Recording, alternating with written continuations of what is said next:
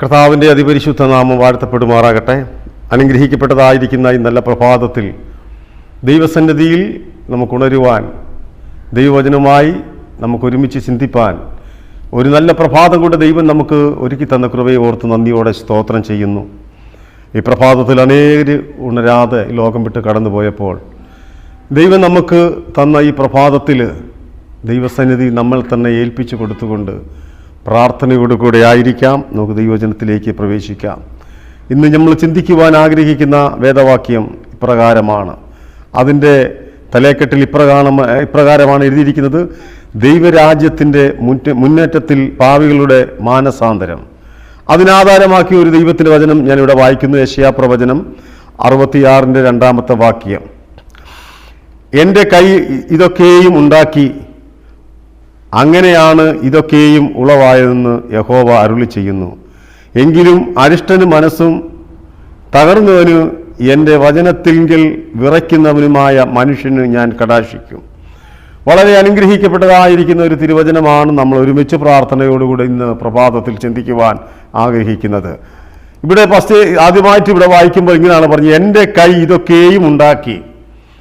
കർത്താവായ യേശുക്രിസ്തുവിൻ്റെ കൈകളാൽ മെനയപ്പെട്ടതായിരിക്കുന്ന ഒന്നേ ഉള്ളൂ, അത് മനുഷ്യനാണ്. ബാക്കിയെല്ലാം ഉണ്ടാകട്ടെ, ഉളവാകട്ടെ എന്ന് പറഞ്ഞപ്പോൾ ഉണ്ടായതാണ്. എന്നാൽ മനുഷ്യനെ ദൈവം ഉണ്ടാകട്ടെ എന്നല്ല പറഞ്ഞിരിക്കുന്നത്. മനുഷ്യനെ അവൻ്റെ സാദൃശ്യത്തിലും സ്വരൂപത്തിലും മനുഷ്യനെ ദൈവം സൃഷ്ടിച്ചു. അവനിലേക്ക് അവൻ്റെ ജീവശ്വാസം ഊതി അവൻ ജീവനുള്ള ദേഹിയായി മാറുവാനിടയായി തീർന്നു. എന്തിനു വേണ്ടിയാണ്? ദൈവത്തിനായിട്ടാണ് മനുഷ്യനെ ദൈവം സൃഷ്ടിച്ചത്. ദൈവത്തിനായിട്ട് മനുഷ്യനെ സൃഷ്ടിക്കുന്നത് എന്തിനാണ്? ദൈവത്തെ അറിയുവാനും അവനെ ആരാധിപ്പാൻ, യോഗ്യനായ കർത്താവിനെ ആരാധിപ്പാനും സ്തുതിപ്പാനും അവന് സ്തോത്രയാഗങ്ങളെ അർപ്പിക്കുവാനുമാണ് മനുഷ്യനെ ഭൂമിയിൽ ദൈവം സൃഷ്ടിച്ചത്. പക്ഷേ ദൈവത്തിൽ നിന്ന് മനുഷ്യൻ അകന്നതുകൊണ്ടാണ് ലോകത്തിൻ്റെതായിരിക്കുന്ന തകർച്ച അവിടെ ഉളവാകുവാൻ, അഥവാ മനുഷ്യൻ്റെ ജീവിത ശൈലി പോലും ജീവിത രീതി പോലും മാറിയത് അവരെ പാപം നിമിത്തമാണ്. അപ്പോൾ ദൈവത്തിന് വേണ്ടിയാണ് മനുഷ്യനെ ദൈവം സൃഷ്ടിച്ചിരിക്കുന്നതെന്ന് വ്യക്തമായി തിരുവചനം ഇത് ഓർപ്പിക്കുകയാണ്.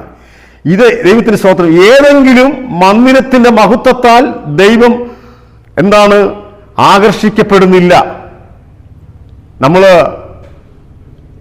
ചിന്തിക്കാറുണ്ട്, നമ്മൾ പള്ളിയിൽ പോയി ദൈവത്തെ ആരാധിക്കുമ്പോൾ, ദൈവത്തെ മഹത്വപ്പെടുത്തുമ്പോൾ ദൈവം നമുക്ക് നമ്മുടെ നടുവിൽ വരും, പ്രത്യക്ഷപ്പെടും എന്നൊക്കെ. അത് ഒരു മന്ദിരങ്ങളിൽ അല്ല ദൈവം വാസം ചെയ്യുന്നത്. തൻ്റെ മക്കൾ 2-3 പേർ കൂടി വരുന്നിടത്ത് ദൈവം കടന്നു വരുമെന്നാണ് പറഞ്ഞിരിക്കുന്നത്. ഏതെങ്കിലും മന്ദിരത്തിൻ്റെ മഹത്വത്താലോ ദൈവം ആകർഷിക്കപ്പെടുന്നില്ല. ആകർഷിക്കപ്പെടണമെങ്കിൽ മന്ദിരത്തിലല്ല ആകർഷിക്കപ്പെടുന്നത്, പിന്നെയോ മനുഷ്യന്റെ ജീവിതത്തിലാണ്, ജീവിത രീതിയിലാണ്. മനുഷ്യന്റെ ജീവിത രീതി എങ്ങനെയായിരിക്കണം? യേശുവിലുള്ള വിശ്വാസവും ദൈവകൽപ്പനയും കാത്തു സൂക്ഷിച്ചുകൊണ്ട് ആരാധിക്കുന്ന ഒരു കൂട്ടത്തിന്റെ ജനത്തിന്റെ മധ്യത്തിലാണ് കർത്താവായ യേശുക്രിസ്തു കടന്നു വരുന്നത്. ദൈവത്തിന് സ്തോത്രം. എന്നാൽ ചില വ്യക്തികളിൽ ദൈവം സന്തോഷിക്കുന്നു. എങ്ങനെയുള്ള വ്യക്തികളിലാണ്? ഞാൻ മുമ്പേ പറഞ്ഞല്ലോ, ദൈവകൽപ്പന അനുസരിച്ച് ദൈവത്തിന്റെ ഇഷ്ടപ്രകാരം ആരാധിക്കുന്നതായ ആ വ്യക്തികളെ നോക്കിയാണ് ദൈവം സന്തോഷിക്കുന്നത്. ദൈവസന്നിധിയിൽ താഴ്മയുള്ളവരിൽ ദൈവസഹായവും ദൈവകൃപയും ദൈവവചനം അനുസരിക്കുന്നവരിലും ആണ് ദൈവം സന്തോഷിക്കുന്നത്. നമ്മൾ ഓർക്കും ദൈവം എല്ലായ്പ്പോഴും സന്തോഷിച്ചു കൊണ്ടിരിക്കുകയാണെന്ന്. കർത്താവിന് എപ്പോഴും സന്തോഷമുണ്ട്. കാരണം തൻ്റെ മക്കളെ നോക്കി ആണ് ദൈവം സന്തോഷിക്കുന്നത്. ഞാൻ മുമ്പ് ഇപ്പം പറഞ്ഞല്ലോ, ദൈവസന്നിധിയിൽ താഴ്മയുള്ളവർ, ദൈവസഹായവും കൃപയും ദൈവവചനത്തിന് അനുസരണമായി ജീവിക്കുന്ന തൻ്റെ ഭക്തന്മാരെ നോക്കിയാണ് ദൈവം സന്തോഷിക്കുന്നത്. നമ്മുടെ ജീവിതത്തിൽ പാപങ്ങൾ അനവധി ഉണ്ടാകുമ്പോൾ ദൈവത്തിന് സന്തോഷമില്ല. അവർ മടങ്ങി വരുന്നതിലാണ് ദൈവത്തിന് സന്തോഷം. ഇവിടെ സങ്കീർത്തനക്കാരൻ 34-18 പറയുന്നു: ഹൃദയം ഞുറുങ്ങിയവർക്കാണ് യഹോവ സമീപസ്ഥൻ, മനസ്സ് തകർന്നവരെ അവൻ രക്ഷിക്കും. കാരണം ഹൃദയം എങ്ങനെയാണ് തകരുന്നത്? ഹൃദയം എങ്ങനെയാണ് ഞുറുങ്ങുന്നത്? കാരണം പലപ്പോഴും നമ്മുടെ പാപങ്ങളെ ഏറ്റുപറഞ്ഞ് ദാവീദ് പോലും ഹൃദയനുറുക്കത്തോടുകൂടെ ദൈവസന്നിധി നിലവിളിച്ച് പ്രാർത്ഥിച്ച് പാപത്തിൽ നിന്ന് മോചനം ലഭിക്കുവാനിടയായി തീർന്നു. അപ്പോൾ ദൈവസന്നിധിയിൽ തെറ്റുകളെ ഏറ്റുപറഞ്ഞ് വിലാപപ്പെട്ട് കരഞ്ഞുകൊണ്ട് ഹൃദയങ്ങൾ നിറഞ്ഞ ഹൃദയത്തോടുകൂടെ ദൈവസന്നിധിയിൽ കടന്നു വരണമെന്നാണ് ദൈവത്തിന്റെ വചനം പറയുന്നത്. ദൈവത്തിന് സ്തോത്രം. അല്ലാതെ സ്വന്തം ഇഷ്ടത്തിലല്ല ദൈവത്തെ ആരാധിക്കേണ്ടത്. നമ്മുടെ സ്വന്തം ഇഷ്ടത്തിൽ ആരാധിക്കുന്നതല്ല. ദൈവത്തിനൊരു പദ്ധതി, ദൈവത്തിനൊരു ക്രമീകരണം, ദൈവത്തിനൊരു ചട്ടക്കൂട്, ദൈവത്തിനൊരു കൽപ്പന. ആ കൽപ്പന പ്രകാരമേ നമുക്കറിയാം. ഏലിയാവ് കർമ്മേലിന്റെ മുകളിൽ ദൈവത്തിന് വേണ്ടി യാഗം അർപ്പിക്കുമ്പോൾ ദൈവത്തിന്റെ കൽപ്പന പ്രകാരം ഞാൻ ഇതൊക്കെ ചെയ്തുവെന്ന് വിളിച്ചു പറയുവാൻ ഇടയായി തീർന്നു ഏലിയാവ്. അപ്പോൾ നമ്മൾ ദൈവത്തെ ആരാധിക്കണമെങ്കിൽ ദൈവത്തിന്റെ കൽപ്പന പ്രകാരമാണ് എന്ന് മറ്റുള്ളവരോട് വിളിച്ചു പറയേണ്ട ഒരു അവസ്ഥ നമ്മുടെ ജീവിതത്തിൽ ഉണ്ടാകണം. ദൈവത്തിന് സ്തോത്രം. അപ്പോൾ ദൈവം എന്ത് ചെയ്യും? ഏലിയാവിന്റെ യാഗത്തിൽ ദൈവം പ്രസാദിക്കുവാനിടയായി തീർന്നു. അതുകൊണ്ട് നമ്മുടെ പാപങ്ങളെ ദൈവസന്നിധിയിൽ ഏറ്റുപറയുക. സ്വന്തം ഇഷ്ടപ്രകാരമല്ല നാം ദൈവത്തെ ആരാധിക്കേണ്ടത്. താഴ്മയുള്ളവനും മനോവിനയമുള്ളവനും വചനത്തിന് അനുസരണമായി ജീവിക്കുന്നവനുമായിരിക്കണം ദൈവമക്കൾ എപ്പോഴും. ഇവിടെ യേശയ്യാപ്രവചനം 57-ാം അധ്യായത്തിന്റെ 15-ാം വാക്യത്തിൽ ഇങ്ങനെ പറയുന്നു: ഉന്നതനും ഉയർന്നിരിക്കുന്നവനും ശാശ്വതവാസിയും പരിശുദ്ധനും നാമമുള്ളവന് ഇപ്രകാരം പറയുന്നു, അരുളി ചെയ്യുന്നു: ഞാൻ ഉന്നതനും പരിശുദ്ധനും വസിക്കുന്നവനും താഴ്മയുള്ളവരുടെ മനസ്സിന് മനസ്താപമുള്ളവരുടെ ഹൃദയത്തിനും ചൈതന്യം വരുത്തുവാൻ മനസ്താപവും മനോവിനയമുള്ളവരുടെ കൂടെ വസിക്കും.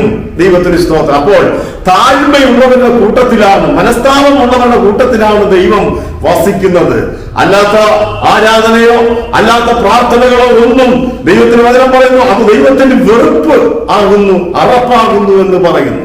ആയതുകൊണ്ട് എന്നെ കേൾക്കുന്നതായ ദൈവമക്കളോട് എനിക്ക് പറയുവാനുള്ളത്, ദൈവത്തിന് സ്തോത്രം, നാം എപ്പോഴും ദൈവസന്നിധിയിൽ ഏറ്റുപറഞ്ഞ് ദൈവത്തെ ആരാധിക്കുന്നവരായിരിക്കും. ദൈവസന്നിധി നാം വരുമ്പോൾ താഴ്മയുള്ളവരായി. ദൈവത്തിന് സ്തോത്രം. ദൈവത്തിന് വചനം പറയുന്നു, ആത്മാവിൽ ദരിദ്രരായവർ ഭാഗ്യവാന്മാർ, സ്വർഗരാജ്യം അവർക്കുള്ളത് തന്നെ. ദൈവത്തിന് സ്തോത്രം. അപ്പോൾ ആത്മാവിൽ ദരിദ്രർ, കർത്താവേ ഞാൻ നിന്റെ സന്നിധിയിൽ ഒന്നുമില്ല, ഏതുമില്ല എന്നുള്ളതായിരിക്കുന്ന ആ ഒരു മനസ്സോടുകൂടി കർത്താവിന്റെ പാദപീഠത്തിൽ വരുമ്പോൾ, അങ്ങനെ ദൈവത്തിന്റെ കൽപ്പന പ്രകാരം ഇഷ്ടപ്രകാരം ആരാധിക്കുമ്പോൾ ദൈവം പ്രവർത്തിക്കുവാനിടയായി തീരും. അതുകൊണ്ട് പലരും നമ്മൾ ദൈവത്തെ നമ്മുടെ ഇഷ്ടപ്രകാരമാണ്, നമ്മളാണ് സമയം കണ്ടെത്തുന്നത്. നമ്മൾക്ക് സമയം കിട്ടുമ്പോൾ ദൈവത്തെ ആരാധിക്കും. എനിക്ക് പള്ളിയിൽ പോകാൻ എനിക്ക് സമയം കിട്ടുമ്പോൾ ഞാൻ പള്ളിയിൽ പോകും. ഇന്ന് ഞാൻ 12 മണിക്കേ പള്ളിയിൽ പോകത്തുള്ളൂ എന്ന് പറയുമ്പോൾ അതൊക്കെ നമ്മുടെ ഇഷ്ടമാണ്. അന്ന് ദൈവത്തിന്റെ ഇഷ്ടപ്രകാരം ആരാധിക്കുന്ന ഒരു വ്യക്തിയും ഒരിക്കലും ലജ്ജിതരായി തീരത്തില്ല. ദൈവം സ്വർഗം നമ്മളെ നോക്കി സന്തോഷിക്കുകയാണ്. അതിനുവേണ്ടിയാണ് ദൈവത്തിന്റെ ഇഷ്ടം ചെയ്യുവാനാണ് ദൈവം മനുഷ്യനെ ഭൂമിയിലാക്കിയിരിക്കുന്നത്. ആയതുകൊണ്ട് ഈ ചെറിയൊരു പ്രബോധനം നിങ്ങളുടെ ജീവിതത്തിൽ അനുഗ്രഹമായിരിക്കട്ടെ. ഇനി തൊട്ട് നമ്മുടെ ഇഷ്ടത്തിനല്ല, കർത്താവേ അങ്ങയുടെ ഹിതപ്രകാരം എന്നെ ആക്കി തീർക്കണം. അങ്ങേ ആരാധിക്കുവാനുള്ള സമയം ഞാൻ കണ്ടെത്തുകയാണ്. അങ്ങ് എങ്ങനെ പറഞ്ഞിട്ടുണ്ടോ, ഏത് കൽപ്പന പ്രകാരം പറഞ്ഞിട്ടുണ്ടോ അതേ കൽപ്പന പ്രകാരം ഞാൻ നിന്റെ ദൈവത്തെ ആരാധിപ്പാനും അവന്റെ പ്രമാണങ്ങളെ അനുസരിക്കുവാനും നിന്നെ സന്തോഷിപ്പിക്കുവാനും ഞാൻ ഇനി തൊട്ട് ഒരു നല്ലൊരു തീരുമാനം എടുക്കുന്ന ഒരു വ്യക്തിയായിരിക്കണം. ദൈവം പറയുന്നു, എന്നെ സ്നേഹിക്കുന്നവർ എന്റെ കൽപ്പനകളെ പ്രമാണങ്ങളെ അനുസരിക്കും. ദൈവത്തിന് സ്തോത്രം. ആയതുകൊണ്ട് ഇന്ന് മകൾക്ക് ഈ പ്രഭാതത്തിൽ കേട്ട വചനത്തിന് മുമ്പ് നമ്മെ തന്നെ താഴ്ത്തി ഏൽപ്പിക്കാം. ഇനി എന്റെ ഇഷ്ടമല്ല, കർത്താവിന്റെ ഇഷ്ടം നിറവേറുവാൻ, അവനെ സന്തോഷിക്കുവാൻ, ഞാൻ എന്റെ ജീവിതത്തിലെ കുറവുകളെ ഏറ്റുപറയുവാൻ, എന്റെ പാപങ്ങളെ ഏറ്റുപറയുവാൻ, ഞാൻ ഒരു തകർക്കമുള്ള ഗുരുക്കത്തോടുള്ള ഹൃദയത്തോടുകൂടി, മനസ്താപമുള്ള ഹൃദയത്തോടുകൂടി, മനോവിനയമായ ഹൃദയത്തോടുകൂടെ ഞാൻ വസിക്കുവാൻ കർത്താവെ ആഗ്രഹിക്കുന്നു എന്ന് കർത്താവിനോട് പ്രാർത്ഥിച്ച ദൈവം തീർച്ചയായിട്ടും നമ്മുടെ പ്രാർത്ഥനകളെ കേൾക്കുവാനിടയായിത്തീരും. ആയതുകൊണ്ട് ദൈവസന്നിധി നമ്മളെ തന്നെ ഏൽപ്പിക്കാം. ഇന്ന് കേട്ട ആലോചന പ്രകാരം ദൈവം നമ്മളെ നടത്തട്ടെ എന്ന് ഞാൻ പ്രാർത്ഥിക്കുകയാണ്. നമുക്ക് അല്പസമയം ദൈവസന്നിധി പ്രാർത്ഥിക്കാം. ഒരു വാക്ക് പ്രാർത്ഥിച്ച് നമുക്ക് ദൈവത്തെ സ്തോത്രം ചെയ്യാം. പരിശുദ്ധനും നിത്യനുമായ ദൈവമേ, സ്വർഗീയ നല്ല പിതാവേ, അനുഗ്രഹിക്കപ്പെട്ടതായിരിക്കുന്ന നല്ല ഈ പ്രഭാതത്തിനായി സ്തോത്രം. ഞങ്ങൾ കേട്ട തിരുവചനം ഞങ്ങളുടെ ജീവിതത്തിൽ അനുഗ്രഹമായി തീരുവാൻ സ്വർഗത്തിലെ ദൈവമേ നീ അവിടുന്ന് സഹായിക്കണമേ എന്ന് ഞങ്ങൾ അങ്ങയോട് പ്രാർത്ഥിക്കുന്നു.